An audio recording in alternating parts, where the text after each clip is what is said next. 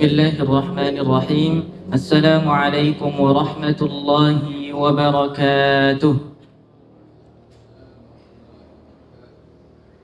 إن الحمد لله نحمده ونستعينه ونستغفره ونعوذ بالله من شرور أنفسنا ومن سيئات أعمالنا. من يهده الله فلا مضل له ومن يضلل فلا هادي له. أشهد أن لا إله إلا الله وحده لا شريك له وأشهد أن محمدا عبده ورسوله لا نبي ولا رسول بعده. Pertama-tama puji syukur kehadirat Allah Subhanahu wa taala yang telah mengumpulkan kita pada rutinitas kita, kebiasaan baik kita yang berupa melakukan atau mencari dan menuntut ilmu. Yang mana kita ini sebenarnya Bapak Ibu sekalian, kita ini lebih membutuhkan ilmu daripada kita ini membutuhkan makan dan minum. Itulah kenapa kita ini harus terus menghadiri majelis ilmu. Kenapa kita ini lebih membutuhkan ilmu daripada makan dan minum? Karena kita ini satu hari makan sehari makan itu sekali dua kali selesai. Kita ini sehari makan sekali dua kali selesai. Sedangkan kita ini butuh dengan ilmu itu dari kita bangun tidur sampai kita itu bangun lagi. Ya, jadi kita ini terus membutuhkan ilmu lebih daripada kita ini membutuhkan makan dan minum. Makanya Masya Allah, Alhamdulillah pada siang hari ini kita bisa hadir kembali untuk sama-sama mencari ilmu, menuntut ilmu dan mencari bekal untuk supaya kita bisa meningkatkan keimanan dan ketakwaan kita. Baik, Bapak Ibu sekalian, ini kita bahas kitab Riyadhus Shalihin nggih. Nyuwun ngapunten, ada yang bawa buku Riyadhus Shalihin mboten nggih? Oh, PDF. Masya Allah. Kalau ada PDF, alhamdulillah. Karena kita ini bahas kitab, jadi seharusnya kita terus memutabaah atau paling enggak ngelihat, oh kita ini sampai beberapa, kita ini sampai bahasan yang apa, biar nanti satu kitab itu pemahamannya utuh dari awal sampai akhir. Jangan sampai kita nggak tahu kemarin bahas apa, tahu sekarang bahas apa, kita nggak tahu. Ya. Jadi kalau ada yang bawa kitab silahkan dibuka, kalau nggak bawa dibuka PDF-nya. Kalau nggak buka juga atau kalau nggak bawa juga bisa dilihat catatan yang kemarin atau diingat kembali kajian kemarin tentang bahasannya tentang apa. Jadi kita akan bahas suatu bahasan yang sangat penting sekali, yang mana kitab Riyadhus Shalihin ini sebenarnya adalah suatu kitab yang membahas di awal-awal itu tentang hati. Di awal-awal membahas tentang keyakinan kita kepada Allah Subhanahu wa taala dan tentang bagaimana kita ini mengolah hati kita.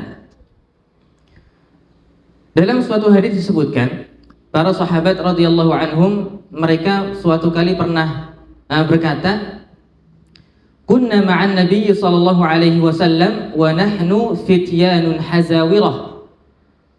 Kami saat itu sedang bersama Rasulullah sallallahu alaihi wasallam dan kami saat itu adalah seorang pemuda yang masih kuat.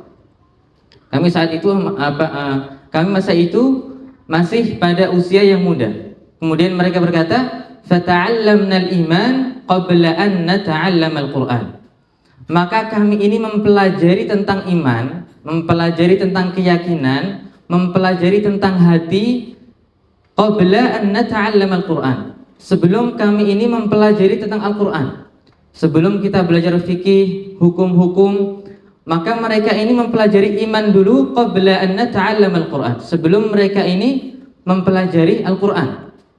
Maka apa yang terjadi? Tsumma ta'allamna al-Qur'an fazdadna bihi imana. Kemudian karena kami sudah memiliki iman, maka ketika kami membaca Al-Qur'an, mempelajari Al-Qur'an, maka dengan itu iman kami bertambah. Karena yang terjadi sekarang adalah banyak orang yang punya ilmu tapi nggak punya iman. Banyak orang yang keilmuannya luar biasa, gelarnya banyak, tetapi kurang imannya, atau kurang akhlaknya, atau kurang keyakinannya. Jadi yang kita bahas sekarang ini baru permulaan, kita baru bahas tentang keimanan kita, sebelum nanti kita bahas tentang fikih dan lain-lain yang mana dalam agama itu masih banyak hal-hal yang belum kita bahas. Kita akan lanjutkan insyaallah di pembahasan yang terakhir kemarin tentang tawakal dan yakin dan tawakal. Di pembahasan ini kemarin saya tanya kepada Abi Ustaz Abu Umar Abdillah tentang pembahasan terakhir, dan beliau menjawab bahwasannya pembahasan terakhir itu sampai di yakin dan tawakal di ayat-ayat firman Allah atau di dalam dalil-dalil Al-Quran. Dan sekarang kita masuk dalam dalil hadis. Dan ini hadis yang sangat luar biasa. Hadis ini hadis yang panjang dan banyak faedah yang bisa kita ambil dari hadis ini. Bapak Ibu yang dimuliakan oleh Allah Subhanahu wa taala, jadi dalam satu hadis itu terkadang banyak faedah-faedah yang itu beda tema, ya, beda tema. Tetapi yang kita masukkan di sini adalah ada namanya syahid. Karena kita di sini membahas tentang tawakal, maka nanti kita akan fokuskan dalam bab tawakalnya. Kita titik beratkan pada bab tawakalnya. Meskipun pada satu hadis panjang yang akan kita bahas ini akan banyak sekali faedah-faedah yang akan bisa kita ambil. Kita bacakan dan kita jelaskan hadisnya. Bismillahirrahmanirrahim. Fal awwalu, hadis pertama, an Ibnu Abbas radhiyallahu anhuma qala qala Rasulullah sallallahu alaihi wasallam uridat 'alayya al-umam. Dari Ibnu Abbas radhiyallahu anhu bahwasanya Rasulullah sallallahu alaihi wasallam itu bersabda. Rasulullah sallallahu alaihi wasallam bersabda, uridat 'alayya al-umam. Uridat artinya adalah uriyat atau telah diperlihatkan kepadaku. Jadi Rasulullah sallallahu alaihi wasallam itu pernah diperlihatkan kepada beliau al-umam. Al-umam itu adalah seluruh umat manusia. Jadi beliau itu pernah diperlihatkan oleh Allah Subhanahu wa taala seluruh umat manusia. Jadi beliau bisa melihat semuanya. Maka ketika beliau diperlihatkan seluruh umat manusia, maka beliau berkata, "Fara'aitun nabiyya wa ma'ahu ar-ruhayt." Aku melihat seorang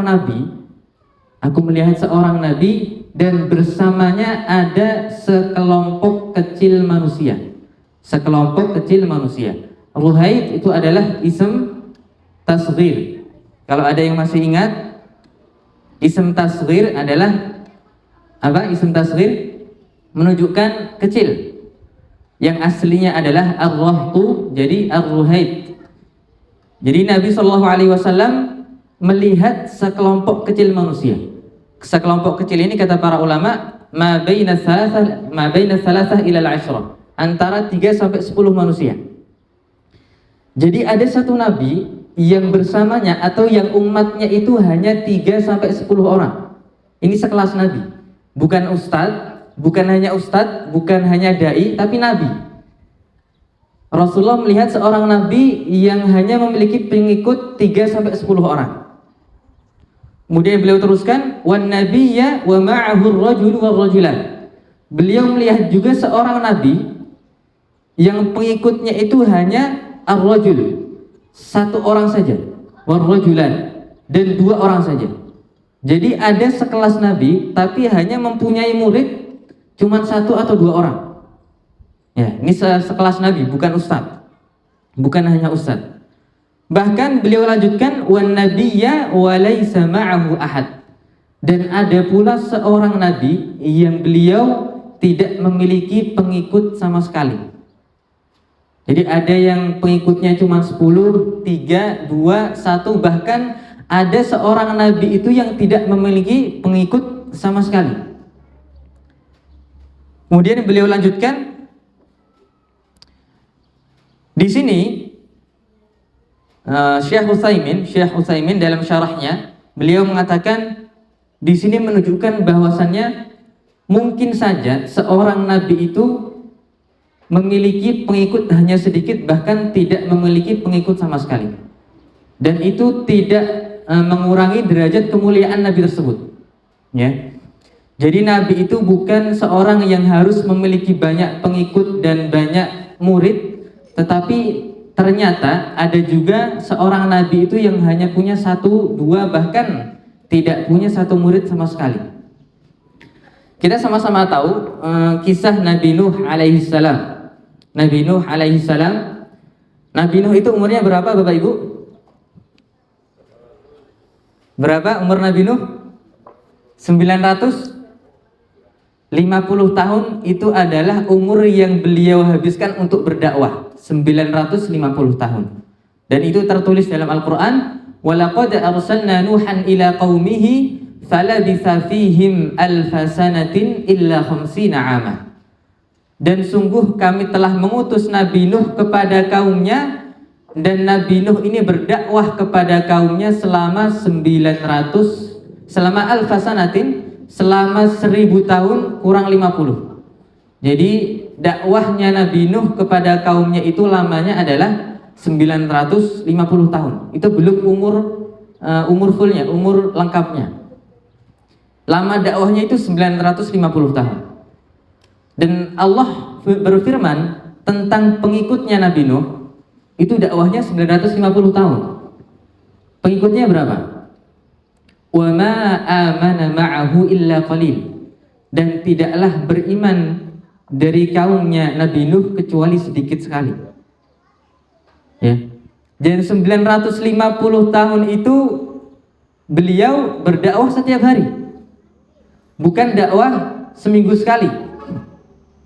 Ya, karena kita ditanya udah kajian berapa tahun, kita jawab 7 tahun misalkan. Padahal seminggu cuma sekali gitu. Nah, itu kan aslinya 1 tahun kalau dihitung ya. Ini Nabi Nuh ini berdakwah itu kata Allah, inni da'autu qaumi lailan wa nahara. Dan sungguh aku itu berdakwah kepada kaumku setiap siang dan setiap malam. Lailan wa nahara. Dan sehari gak cuma sekali. Siang berdakwah beliau, malam juga berdakwah. Inni da'autu qaumi lailan wa nahara falam yazidhum du'ai illa firara. Tapi setiap aku berdakwah mereka itu lari. Wa inni kullama da'autuhum litaghfir lahum ja'alu asabi'ahum fi adhanihim. Dan setiap beliau berdakwah itu malah kaumnya itu meletakkan asabi'. Asabi' itu jamak dari usbu'. Artinya adalah jari. Sebenarnya untuk menutup telinga kan cuma butuh 1 jari. Tapi kaumnya Nabi Nuh itu memasukkan seluruh jarinya. Saking mereka ini gak mau mendengarkan dakwahnya Nabi Nuh. Nah, jadi seperti Nabi Nuh ini, Masya Allah, jadi meskipun beliau berdakwah selama 950 tahun, tetapi ternyata pengikutnya itu cuma sedikit. Ya. Dan kemuliaan seorang nabi itu bukan terletak pada berapa banyak pengikutnya, termasuk juga ustadz. Kemuliaan seorang ustadz itu tidak hanya dihitung atau diukur dari seberapa banyak pengikutnya. Kadang kita lihat ustadz-ustadz kampung yang hanya pengikutnya atau muridnya cuma sedikit, tapi keberkahannya luar biasa. Dan kita tidak bisa membandingkan atau menyombongkan diri kita ketika kita sudah banyak murid misalkan, sudah banyak pengikut misalkan, terus kita menyombongkan diri kita terhadap orang-orang yang cara dakwahnya itu berbeda dengan kita dan pengikutnya tidak sebanyak kita. Karena memang segmen mereka beda, dan kalau mereka tidak mengambil segmen itu, mereka tidak ada yang mendakwahi. Maka kita tidak bisa membandingkan dan kita tidak bisa menyombongkan diri kita terhadap orang-orang lain. Baik, kita lanjutkan hadisnya. Kemudian setelah Rasulullah SAW diperlihatkan nabi-nabi, yang mana nabi tadi ada yang punya pengikut hanya 1, 2 atau tidak punya pengikut sama sekali. Kemudian beliau diperlihatkan rufi'ali sawadun. Kemudian beliau diperlihatkan suatu gerombolan atau sekelompok manusia yang sangat besar. Ay basyarun katsirun. manusia yang sangat banyak. Maka ketika beliau diperlihatkan manusia yang sangat banyak, maka beliau mengira bahwa mereka adalah umatnya Nabi Muhammad SAW. Tetapi ternyata bukan. Ternyata orang yang banyak tadi adalah pengikutnya Nabi Musa alaihissalam. Jadi Nabi Musa itu termasuk salah satu nabi yang pengikutnya itu paling banyak. Selain Nabi Muhammad, Nabi Musa adalah salah satu nabi yang pengikutnya itu paling banyak, dengan kitab beliau yang turun dari Allah Subhanahu wa taala yang bernama Taurat. Kemudian setelah beliau melihat umatnya Nabi Musa, summa qila li unzur, kemudian diperlihatkan kepada atau dikatakan kepada Nabi Muhammad sallallahu alaihi wasallam, wahai Muhammad, lihatlah ke ujung sana. Unzur ila al-ufuq. Fanadhartu ila al-ufuqi fa idza sawadun 'azim. Maka ketika saya itu melihat ke ujung sana itu, maka aku melihat sekelompok orang yang lebih banyak lagi. Aku melihat sekelompok orang yang lebih banyak lagi. Kemudian unzur ila al-ufuqi tsani. Wahai Muhammad, lihatlah juga ke ujung yang satu lagi, ke ujung yang sisi lain. Maka beliau melihatnya, dan kemudian beliau itu melihat sekelompok orang yang sangat banyak, sampai orang itu memenuhi ufuk tersebut atau memenuhi ujung tersebut, memenuhi tempat tersebut. Maka dikatakan kepada beliau, faqila li hadhihi ummatuka. Maka dikatakan kepada Rasulullah sallallahu alaihi wasallam, wahai Rasulullah, wahai Muhammad, ini adalah umatmu wahai Muhammad. Dan umatnya Nabi Muhammad sallallahu alaihi wasallam adalah umat yang paling banyak di antara umat-umat Nabi dan Rasul yang lain. Jadi pengikutnya Nabi Muhammad, yang mudah-mudahan kita termasuk dalam golongan mereka, adalah pengikut atau golongan yang paling banyak di antara pengikut-pengikut Nabi yang lain. Kemudian beliau melanjutkan, kalau kita lihat sebagaimana banyaknya umatnya Nabi Muhammad SAW, maka hadis ini mengingatkan kita bahwasannya yang mendapat keutamaan itu hanya sedikit. Dan ini merupakan sunnatullah. Sunnatullahnya adalah orang yang juara itu pasti sedikit. Dari beratus orang yang lomba, itu yang juara itu pasti 1, 2, 3. Nggak mungkin semuanya juara. Dan sunnatullahnya seperti itu. Di sini juga beliau jelaskan, wa ma'ahum sab'una alfan yadkhuluna al-jannata bighairi hisabin wala 'adzab.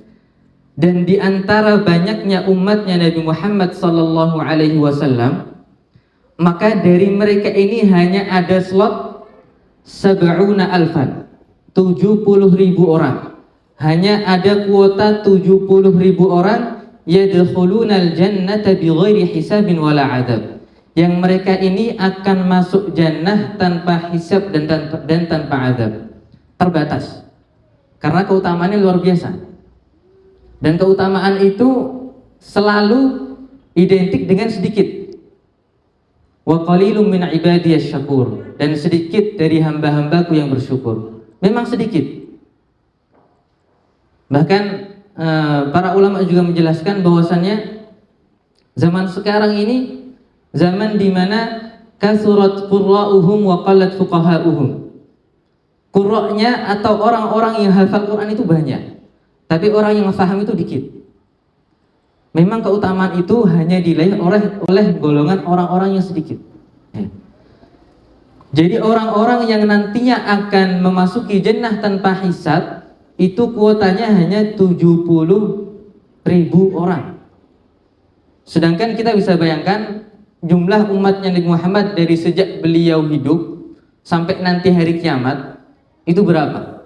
Belum saingan kita itu adalah para sahabat yang dulu bertemu langsung dengan Rasulullah, bisa bertanya langsung dengan Rasulullah, beribadah dengan Rasulullah, dinasihati langsung oleh Rasulullah. Saingan kita itu berat. Dan kuotanya hanya 70.000 orang. Yadkhulunal jannata hisab. Yang mereka ini akan memasuki jannah tanpa hisab dan tanpa azab. Walaupun nanti kemudian di hadis lain disebutkan bahwasannya setiap satu orang dari 70.000 tadi itu bisa membawa 70.000 orang yang lain. Jadi 70.000 dikali 70.000. Itu pun kuotanya masih sedikit jika dibandingkan dengan jumlah umatnya Nabi Muhammad dari awal sampai nanti hari kiamat. Makanya kita harus berlomba-lomba, kita ini harus berusaha gimana caranya biar kita ini bisa masuk dalam golongan 70.000 orang yang masuk jannah tanpa hisab dan tanpa azab. Karena orang setiap dihisab pasti diazab. Ya. Hisab itu bergandengan dengan azab, dan hisab itu adalah bagian dari azab juga. Ya, maka kita perlu tahu sifat-sifat apa atau orang seperti apa yang nanti bisa mendapatkan kesempatan untuk bisa masuk jannah tanpa hisab, tanpa azab. Jadi kalau misalkan kita ini belanja di supermarket, kita ini bawa belanja langsung keluar, nggak lewat kasir dulu. Ya, kita langsung keluar tanpa lewat kasir dulu. Ya. Rasulullah SAW melanjutkan hadisnya setelah beliau menjelaskan bahwasannya yang masuk surga tanpa hisab dan tanpa azab itu hanya 70.000 orang. Beliau kemudian beranjak, beliau berdiri, beliau bangkit, fadakhala manzilahu. Kemudian beliau masuk ke dalam rumahnya. Fakhadha an-nasu fi ulaika, maka kemudian para sahabat ini mereka berdiskusi dan berdebat. Ini kira-kira siapa? Atau orang yang seperti apa yang mendapatkan keutamaan bisa masuk surga tanpa hisab dan tanpa azab? Ya, tanpa hisab dan tanpa azab. Maka sebagian mereka ada yang mengatakan, oh mungkin mereka ini adalah orang yang membersamai Rasulullah Sallallahu Alaihi Wasallam dari beliau dakwah dari awal sampai akhir. Atau ada juga yang berpendapat, atau mereka ini adalah mungkin mereka adalah orang yang wulidu fil Islam. Mereka adalah orang yang sejak lahir itu mereka Islam dan mereka juga mati dalam keadaan Islam. Maka para sahabat lain juga mengutarakan pendapat-pendapatnya. Kemudian Rasulullah SAW kembali ke dalam majelis tersebut dan beliau bersabda, yang pertama, humul ladzina la yarqun wa la yastarqun. Mereka adalah orang-orang yang tidak meruqyah dan tidak minta diruqyah. Wala yaktawuna wala yatatayyarun. Mereka tidak minta untuk yaktawun dari kata kai, pengobatan. Wala yaktawun, mereka tidak minta untuk dikai. Wala yatatayyarun, dan mereka ini tidak melakukan yang namanya tatayyur. Kemudian wa ala rabbihim yatawakkalun, dan mereka ini adalah orang-orang yang selalu bertawakal kepada Allah Subhanahu wa taala. Jadi ada 4, akan kita bahas satu persatu. Yang pertama, humul ladzina la yarquna wa la yastarqun. Muallif rahimahullah taala dalam kitab Riyadhus Shalihin menyebutkan bahwasannya hadis ini adalah hadis muttafaq alaih. Tetapi di sini ternyata ada satu tambahan kata atau ada satu tambahan yang menurut para perawi lain ini adalah lafaz dari Muslim saja. Artinya lafaz ini adalah lafaz tambahan yang tidak bisa dijadikan landasan, yaitu lafaz la yarqun, yang mereka itu tidak meruqyah. Jadi kalimat yang ada di hadis ini kalau Bapak Ibu baca atau membawa kitabnya Riyadhus Shalihin, di sini dikatakan humul ladzina la yarquna wa la yastarqun. Kalimat la yarqun ini menurut para ulama ini tidak dibenarkan. Karena la yarqun artinya adalah tidak meruqyah orang. Sedangkan kita tahu bahwasannya Nabi Muhammad SAW itu pernah meruqyah orang. Jadi tidak mungkin beliau melakukan itu, dan tidak mungkin juga beliau tidak masuk jannah tanpa hisab gitu. Jadi karena beliau Nabi Muhammad itu pernah meruqyah orang, maka tidak mungkin kita mengatakan bahwasanya meruqyah itu adalah satu hal yang salah. Oke. Jadi yang kalimat la yarqun ini adalah kalimat yang tidak bisa kita jadikan landasan dan patokan, atau kalimat yang tidak benar. Yang benar adalah yang kalimat yang kedua, wala yastarqun. Mereka ini tidak minta untuk diruqyah. Ya. Jadi salah satu ciri-ciri orang yang bisa masuk jannah tanpa hisab adalah dia ini tidak minta untuk diruqyah. Tidak minta untuk diruqyah. Kenapa kok orang yang minta ruqyah ini dia tidak bisa mendapatkan kemuliaan ini? Apakah ada yang salah dengan meminta diruqyah? Apakah ada salah dengan meminta diruqyah oleh seseorang? Maka di sini dijelaskan oleh Syekh Al-Utsaimin bahwasanya meminta ruqyah adalah la yatlubuna min ahadin an yaqra'a alaihim idza asabahum syai'an annahum mu'tamaduna 'ala Allah. Karena mereka ini dengan meminta ruqyah orang lain seolah-olah dia ini kurang yakin dengan Allah langsung. Karena dia bisa berdoa sendiri, atau dia ini bisa langsung bertawakal kepada Allah, bisa langsung yakin kepada Allah, tidak perlu lewat perantara orang lain. Jadi ini mengurangi tawakal dia kepada Allah Subhanahu wa taala. Wa li'anna at-talab fihi syai'un minadz-dzul. Dan karena meminta itu adalah suatu hal yang menghinakan dirinya sendiri. Karena memang kalau kita minta-minta itu menghinakan diri kita sendiri. Wa li'annahu su'alul ghair, farubbama tahrajuhu wa la yuridu an yaqra'. Dan kemudian sebab yang ketiga, kenapa kita ini tidak boleh minta ruqyah kepada orang lain? Warubbama, karena bisa jadi idza qara'a 'alaika, kalau kita misalkan minta ruqyah kepada seorang Ustadz A misalkan, Ustadz A, ana minta antum ruqyah ana baru sakit gini. Kemudian ana minta antum ruqyah. Bisa jadi ketika dia ini minta ruqyah oleh ustadz tersebut, kemudian dia ini tidak kunjung sembuh juga, dia akan menyalahkan ustadz tadi. Ya.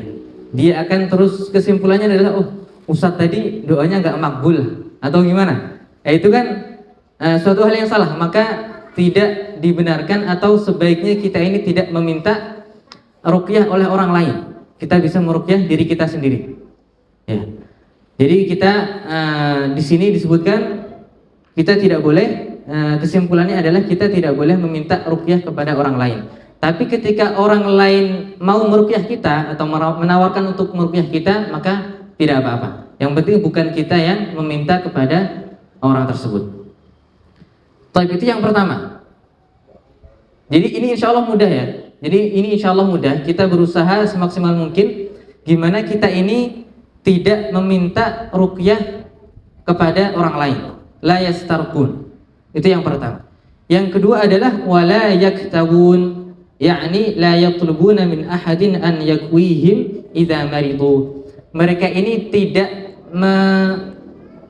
menyuruh orang lain, tidak meminta orang lain untuk kayak itu gimana? Ungkirno pakai setrika atau pakai besi ya?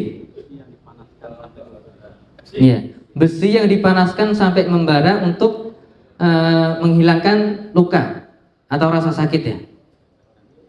Ya, untuk menghilangkan luka. Jadi kita tidak boleh meminta hal tersebut kepada orang lain, karena kai itu adalah akhirud dawa, obat alternatif terakhir. Kalau bisa nggak usah. Kalau bisa yang lain maka itu tidak usah dilaksanakan. Itu yang kedua. Yang pertama tadi wala yastarqun, la yastarqun. Yang kedua wala yaktawun. Insyaallah mudah juga bisa kita upayakan. Yang ketiga wala yatatayyarun. Mereka ini tidak melakukan yang namanya tatayyur. Tatayyur itu adalah at-tasya'um, atau kita ini menghubung-hubungkan suatu kejadian yang itu membuat kita itu berprasangka buruk. Contohnya, dulu para orang Arab, karena kenapa namanya tatayyur? Tatayyur itu dari kata tayrun, artinya burung. Kenapa kejadian ini atau hal ini disebut dengan tatayyur? Karena dulu orang-orang Arab jahiliyah, mereka itu ketika mereka mau bersafar, maka mereka ini melepaskan satu burung mereka. Jadi mereka punya burung, kemudian mereka lepaskan, maka ketika burung itu terbang ke arah kiri, maka menurut mereka ini adalah pertanda buruk. Maka mereka nggak jadi safar. Meskipun safarnya itu sangat penting buat dagang atau buat sangat penting, tapi kalau mereka lepas burung ternyata burungnya ke kiri, maka mereka nggak jadi safar. Kata mereka ini pertanda buruk. Tapi kalau lurus atau ke kanan, maka mereka melanjutkan safarnya. Maka hal ini disebut lantas diistilahkan dengan istilah tatayyur dari kata thair atau burung. Dan ini termasuk satu hal yang diharamkan, maka nggak boleh kita ini menghubung-hubungkan ada kejadian apa terus kita merasa ada pertanda buruk atau apa, nggak boleh. Wala yajuzu li ahadin an yatatayyara wala bituyurin. Nggak boleh kita ini melakukan tatayyur dengan burung atau biayamin atau dengan hari. Oh, kalau hari ini nih hari sial misalnya, itu nggak boleh. Hari ini hari sial, tanggal ini tanggal sial, angka ini angka sial, maka itu nggak boleh. Hukumnya adalah haram. Wala bisyuhurin, dan kita juga tidak boleh bertatayur atau menganggap satu bulan itu adalah bulan yang buruk. Itu nggak boleh. Wala bi ghairiha, dan dengan yang lain-lain yang sebenarnya nggak ada hubungannya gitu. Wa tatayyarul Arab, dan dahulu orang Arab itu mereka pernah bertatayur atau berprasangka buruk terhadap bulan Syawal.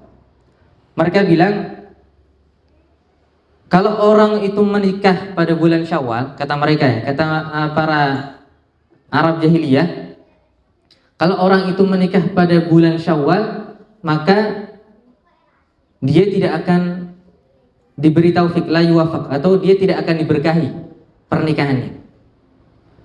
Kalau orang menikah pada bulan Syawal, maka pernikahannya nanti dia akan nggak beres lah pernikahannya. Itu kata orang-orang Arab dulu. Kemudian kata Aisyah radhiyallahu anha, subhanallah. Subhanallah ini adalah satu bentuk takjub oleh suatu hal yang salah atau suatu hal yang jelek. Itu subhanallah. Berbeda dengan masya Allah. Masya Allah itu takjub dengan suatu hal yang baik. Jadi jangan salah menggunakan. Subhanallah itu untuk suatu hal yang buruk. Kalau masya Allah itu untuk suatu hal yang baik. Subhanallah, inna nabiyya sallallahu alaihi wasallam tazawwajaha fi Syawal. Maka Aisyah berkata, subhanallah, oh dulu itu Nabi Muhammad menikahiku ketika bulan Syawal. Wa dakhala biha fi Syawal, dan juga menggauli Aisyah pada bulan Syawal. Wa kanat ahabba nisaihi ilaihi, dan Aisyah adalah istri yang paling dicintai Rasulullah sallallahu alaihi wasallam. Maka nggak ada istilahnya Syawal adalah bulan buruk atau bulan ini adalah bulan yang nggak cocok untuk nikah misalkan, nggak ada. Baik. Jadi tadi yang kita bahas tentang tatayyur itu adalah yang ketiga. Jadi yang pertama tadi dia la yastarqun, dia tidak minta untuk diruqyah. Yang kedua dia tidak minta untuk diobati dengan kai. Yang ketiga dia tidak melakukan yang namanya tatayyur. Kemudian yang keempat, yang ini adalah merupakan inti pembahasan kita adalah wa 'ala rabbihim yatawakkalun. Dan mereka ini selalu bertawakal kepada Allah Subhanahu wa taala. Yakni mereka adalah orang-orang yang selalu menyandarkan seluruh urusannya kepada Allah Subhanahu wa taala, seperti firman Allah Subhanahu wa taala, "Wa may yatawakkal 'ala Allahi fahuwa hasbuh." Barang siapa yang bertawakal kepada Allah, maka Allah akan mencukupi seluruh urusannya. Maka hadirin yang dimuliakan oleh Allah Subhanahu wa taala, syariat tawakal ini adalah syariat yang sangat menenangkan hati kaum muslimin. Kalau kita ini nggak punya tawakal, kita ini akan selalu pusing. Kita ini akan selalu mikir, overthinking, dan memikirkan hal-hal yang tidak seharusnya kita pikirkan. Tapi karena kita ini punya tawakal, kita ini punya Allah, kita itu bisa loh menyerahkan urusan kita itu kepada Allah, itu kita bisa. Orang muslim itu punya kekuatan atau sumber ketenangan yang namanya tawakal. Ketika kita udah merasa mentok dalam segala urusan, kita udah tawakal. Ketika kita udah merasa sudah mengambil sebab-sebab terjadinya suatu kesuksesan, kita sudah bersungguh-sungguh, sudah berusaha, kemudian ternyata mentok, maka kita bisa bertawakal. Kita itu punya Allah. Dan ini syariat yang sangat luar biasa. Seandainya nggak ada tawakal, kita ini mumet, kita ini pusing. Kita merasa harus bisa atau kita merasa harus bisa mengatur semuanya, padahal kita ini manusia yang sangat terbatas. Maka Allah mensyariatkan kita untuk bisa bertawakal, dan ini berpahala. Bertawakal itu berpahala, menenangkan hati kita sekaligus menambah pahala kita. Dan Masya Allah, kalau kita ini sudah tawakal sama Allah, itu hatinya plong banget. Hati kita itu merasa tenang, gak ada kekhawatiran. Seperti halnya kita ini ketika kita udah, misalkan kita ini merasa tenang dengan naik pesawat, padahal kita nggak tahu pilotnya siapa, dia ngantuk atau enggak kita nggak tahu, tapi kita merasa tenang dengan mewakilkan urusan kita itu kepada pilot tadi. Kita merasa tenang banget gitu. Dengan pengalaman dia, dengan peringkat dia. Tapi kita kadang itu kurang yakin sama Allah. Padahal Allah itu kurang apa? Kita kurang yakin sama Allah, padahal Allah itu ala kulli syai'in qadir. Allah itu bisa melakukan semuanya. Allah itu bisa melakukan apa yang Allah inginkan. Allah itu bisa mengabulkan seluruh apa yang kita doakan. Maka tinggal kita ini yakin kepada Allah, dan kita ini bertawakal kepada Allah Subhanahu wa ta'ala. Jemaah yang dimuliakan oleh Allah Subhanahu wa ta'ala, kemudian hadis tersebut diakhiri oleh Rasulullah SAW, dan setelah Rasulullah menyebutkan ciri-ciri tadi, maka saat itu juga ada salah seorang sahabat yang berdiri. Ada salah seorang sahabat yang berdiri yang bernama Ukasyah ibnu Mihsan. Ukasyah ini setelah Nabi Muhammad SAW menyampaikan bahwasannya yang masuk jannah tanpa hisab itu hanya 70.000 orang, kemudian beliau menyebutkan sifat-sifatnya, Ukasyah ini berdiri. Ukasyah ini berdiri, kemudian beliau berkata kepada Nabi Muhammad SAW, "Ya Rasulullah, wahai Rasulullah, ud'ullaha an yaj'alani minhum." Ini orang yang tahu kesempatan, orang yang bisa memanfaatkan kesempatan. Wahai Rasulullah, doakan aku supaya aku masuk dalam golongan tersebut. Doakan aku supaya aku termasuk dalam golongan 70.000 orang yang masuk jannah tanpa hisab dan tanpa adab. Maka apa kata Rasulullah SAW? Beliau dengan sangat ringan dan sangat mudah beliau berkata, "Anta minhum." Ya, engkau termasuk golongan orang-orang tadi. Engkau termasuk golongan orang-orang yang masuk jannah tanpa hisab. Rasulullah berkata hanya 2 kata, tapi itu sangat luar biasa. Dan beliau sangat mudah untuk mengatakan itu. Anta minhum. Wahai Ukasyah, kamu masuk dalam golongan mereka. Maka saat itu juga para sahabat yang lain pengen juga. Maka berdiri para sahabat, kemudian mereka juga meminta kepada Rasulullah, "Wahai Rasulullah, doakan aku juga supaya aku bisa masuk dalam golongan orang-orang tersebut." Maka apa kata Rasulullah SAW? "Sabaqaka biha Ukasyah." Sabaqaka biha Ukasyah. Ukasyah telah mendahului kalian. Ini adalah salah satu penolakan yang sangat halus dari Rasulullah SAW. Rasulullah nggak menjawab, "Enggak, kamu nggak termasuk." Atau Rasulullah nggak menjawab, "Enggak, kamu nggak masuk dalam golongan tadi." Enggak. Tapi Rasulullah hanya menjawab, "Sabaqaka biha Ukasyah." Ukasyah telah mendahului kalian. Ini betapa akhlaknya Rasulullah SAW. Karena kalau beliau langsung bilang kamu nggak termasuk atau kamu nggak saya doakan, itu maka akan langsung menyakiti sahabat tadi. Maka Masya Allah bagaimana cara Rasulullah itu menjaga hatinya para sahabat. Rasulullah mengatakan sabaqaka biha Ukasyah. Ukasyah telah mendahuluimu dalam keutamaan ini. Yang pertama adalah Ukasyah, dan Ukasyah lah yang telah mendahului kalian semua. Karena kalau semua kalian nanti akhirnya meminta didoakan olehku, maka nanti kuotanya cepat habis ya. Maka Rasulullah menjawabnya sabaqaka biha Ukasyah. Ukasyah telah mendahului kalian dalam mendapat keutamaan ini. Maka di sini kita juga bisa mengambil pelajaran bagaimana kita ini memanfaatkan potensi dan memanfaatkan kesempatan yang datang kepada kita. Karena kadang kesempatan itu tidak datang dua kali, dan juga Rasulullah dan Allah Subhanahu wa taala selalu menghasung kita, selalu memerintahkan kita untuk bersegera atau berlomba-lomba ketika kaitannya dengan akhirat. Ketika Allah Subhanahu wa taala berfirman tentang bumi atau tentang dunia, maka Allah memerintahkan kita untuk famshu fi manakibiha.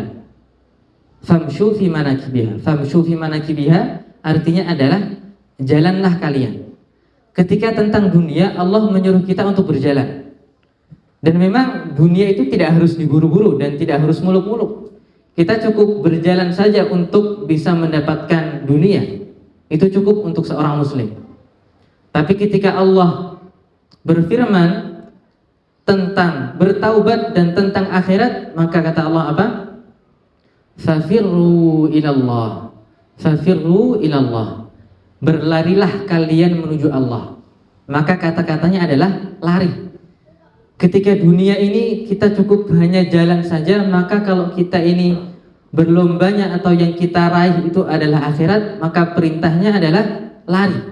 Fafirru ilallah, bersegera. Wasari'u ila maghfiratin min rabbikum. Bersegeralah kalian untuk mendapatkan ampunan Allah. Karena kita nggak tahu kita mati kapan, maka kita harus segera. Sabiqu ila maghfiratin min rabbikum. Berlomba-lombalah kalian untuk mendapatkan ampunan dari Allah Subhanahu wa taala. Maka Masya Allah salah satu i'jaz atau salah satu mukjizat dari Al-Quran, kita ini bisa memperhatikan satu detail kata saja dan kita mendapatkan faedah yang sangat luar biasa. Jadi ketika kita urusannya adalah dunia, kita cukup jalan saja, tapi tidak berhenti ya. Dunia juga perlu kita usahakan, tapi dengan berjalan saja cukup. Tapi ketika urusannya adalah akhirat, maka perintahnya adalah fafirru, kita berlari, wasari'u, kita bersegera, wasabiqu, kita berlomba-lomba dalam mendapatkan kebaikan akhirat yang akan kita raih kelak insyaallah. Kemudian yang terakhir, ada satu mulahadzah atau ada satu komentar dari Syekh Utsaimin tentang hadis tadi, tentang poin yang kedua atau poin yang pertama tentang la yastarqun dan la yaktawun. Dua poin tadi beliau di sini menyebutkan bahwasannya dua hal tadi adalah dua hal yang bisa saja diperbolehkan ketika dalam kondisi darurat. Ya, dua hal tadi bisa saja diperbolehkan dalam keadaan darurat. Dua hal tadi apa? Yang pertama meminta ruqyah dan meminta untuk mengobati dengan kai. Ketika memang dia misalkan pengobatan harus menggunakan itu dan dia gak bisa, maka dia diperbolehkan untuk meminta hal tersebut. Ya, jadi beliau menta'liq di sini memberikan komentar dan tambahan bahwasanya hal-hal tadi bisa saja diperbolehkan ketika dalam kondisi darurat, karena ad-darurat tubihu al-mahzurat. Keadaan-keadaan darurat ini bisa mengubah yang awalnya hukumnya itu nggak boleh jadi boleh. Contoh gampangnya adalah bangkai itu haram, tapi ketika tidak ada makanan lain selain bangkai, maka yang awalnya haram bangkai tadi menjadi halal. Ya. Jadi hal-hal tadi atau dua hal tadi, dua poin tadi itu bisa diperbolehkan ketika dalam kondisi darurat. Ala kulli hal, itu yang bisa ana sampaikan. Yang intinya adalah kita ini berusaha untuk memenuhi 4 hal tadi ketika kita ini berharap kita ini bisa masuk dalam golongan orang-orang yang masuk jannah tanpa hisab dan tanpa adab, yang jumlahnya hanya 70.000 orang. Dalam hadis lain disebutkan 70.000 orang, setiap satunya membawa 70.000 orang lagi. Ketika kita berharap untuk masuk dalam golongan tadi, maka kita harus mengusahakan 4 hal. Yang pertama, kita tidak boleh meminta ruqyah kepada orang lain. Kita tidak boleh meminta pengobatan atau meminta diobati dengan kai kepada orang lain. Kita tidak boleh melakukan tatayyur, dan kita selalu bertawakal kepada Allah Subhanahu wa ta'ala. Ini yang dapat saya sampaikan, kurang lebihnya mohon maaf. Akhirul kalam, wassalamualaikum warahmatullahi wabarakatuh.